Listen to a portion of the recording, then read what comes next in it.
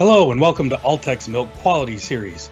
I'm Dr. Luke Miller, an elite dairy advisor on the Alltech on-farm support team. We all know that somatic cell count and mastitis play key economic roles on dairies. In this series of webinars, we're going to discuss somatic cell count and different forms and pathogens of mastitis. We'll first split them into subclinical and clinical infections. Then we'll deal with differentiating pathogens into environmental and contagious groups. As a member of the Alltech on-farm support team, we attempt to bring solutions. So for each pathogen, we'll suggest prevention and control strategies. So let's get started. What is somatic cell count? Well, somatic cells in the mammary gland are typically made up of 75% white blood cells and 25% milk-producing epithelial cells.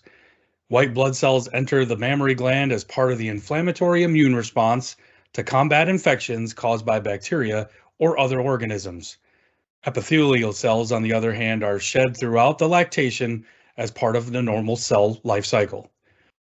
Somatic cell count indicates the degree of inflammation and represents part of the overall milk metric. So why is it important? There's a creamery concern as too high a somatic cell count can contribute to an off flavor in milk, decreased shelf life, and may lead to the deterioration of protein, affecting overall cheese yield. In some areas, dairies may be rewarded with a premium for low herd somatic cell count and potentially be penalized for a high somatic cell count, making milk quality management a vital focus on your farm. Mastitis infections as related to somatic cell count are first classified into two categories, clinical and subclinical.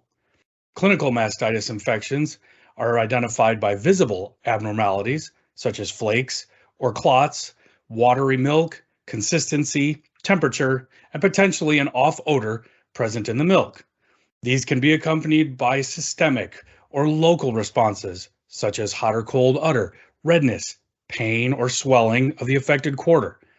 During subclinical mastitis infections, milk appears to be normal, but bacteria may be present in the gland as indicated by that increase in somatic cell count.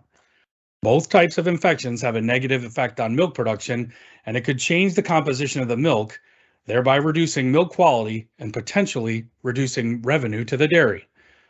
The main differentiator between clinical and subclinical mastitis is usually 200,000 cells per milliliter in at least 1/4 of the udder, while at the herd level, bulk tank somatic cell count must be under 750,000 cells per milliliter to be sold legally in the US, and under 400,000 cells per milliliter to be sold in the European Union.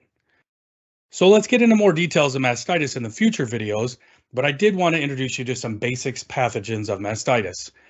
So there are two main categories of mastitis pathogens, environmental and contagious. Environmental, as it says, comes from the environment, bedding, water, lanes, skin of the teat. The organisms we commonly see are strep, not ag, coliforms such as coli and Klebsiella, prototheca more and more prevalent, and yeasts. Contagious mastitis infers that the cow, through milk and milkers and herself, is the reason that it moves through the herd. Milker protocols and hygiene become a big part of the problem here. These are the bugs that everyone is scared of due to the consequences to the cows and to our bottom line. Staph aureus, strep ag, and mycoplasma are examples of contagious mastitis. I'd like to say one thing here, be aware, if you have enough of the environmental contagion present, it can and will become contagious in behavior. So how do we go about monitoring for somatic cell count and mastitis infections in your herd? It is a good idea to always be aware of your herd somatic cell count level.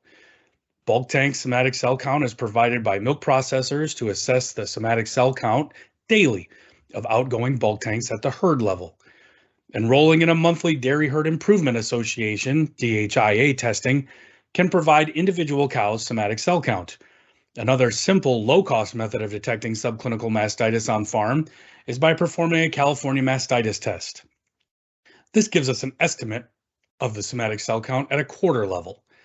Other systems for estimating somatic cell count do exist, such as tabletop SCC counters and inline milking system detection units. For a more specific diagnosis, we culture the milk from cows with a high somatic cell count, and we can help isolate the pathogen and allow for more accurate treatment methods. Overall, the more diligently and frequently a producer monitors somatic cell count, the better off they'll be in the long run. In every discussion about mastitis, we need to briefly talk about quality milker hygiene and protocol adherence. Your Parlor protocols do not have to be elaborate, but would ideally contain at least 4 steps. Pre-dip, with a bacterial cytal dip. Strip, to observe the quality of the milk and look for any abnormalities. Wiping, to remove any organic material on the teat and any pre-dip residual. And a post-dip, after milking, to prevent new infections from the environment. A basic example of milker protocols can be found on the Alltech on-farm support YouTube channel in both Spanish and English subtitles. Alltech's on-farm team has created recommendations for prevention and control of high overall somatic cell count and mastitis monitoring your bulk tank somatic cell count through reports provided by your milk processor, culturing cows with a high SCC to determine the mastitis causing pathogens and ensure that proper treatment protocols are being followed, maintaining a clean, dry environment in housing and milking areas, helping to reduce exposure to environmental and contagious mastitis causing pathogens, following consistent milking procedures, having sufficient pre-dip and post-dip application times, making sure we're stripping to detect for mastitis or garget, and milking clean, dry teats are all important components of a quality milking routine. Using a quality dry cow treatment plus or minus a teat sealant to reduce the risk of infection during the dry period and to set us up for that next healthy lactation. Maintaining milking equipment, assuring that your equipment is up to production specs, will help reduce damage to teat ends and properly milk out your cows in a timely manner. Having daily, weekly, and monthly equipment checks as specified by your equipment dealer will help to assure that this is happening. The Alltech on-farm daily milking equipment checkup is an example of how this protocol could be enacted. Culling chronic cows and culturing non-responsive cows to assure that appropriate therapy is being used. Cooling cows. Heat and humidity contribute to a lowered immune response in cattle. A moist, warm environment encourages bacterial growth, together creating more opportunities for pathogens to enter the mammary gland.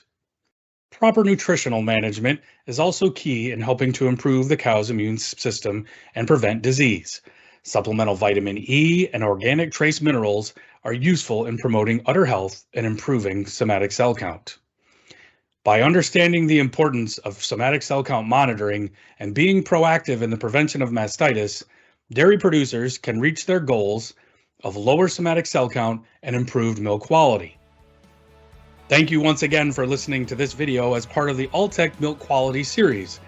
I hope that you found this information helpful and can implement some of these techniques on your operation.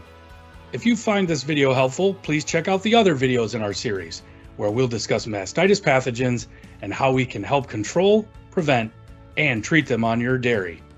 Thank you for listening, and have a great day.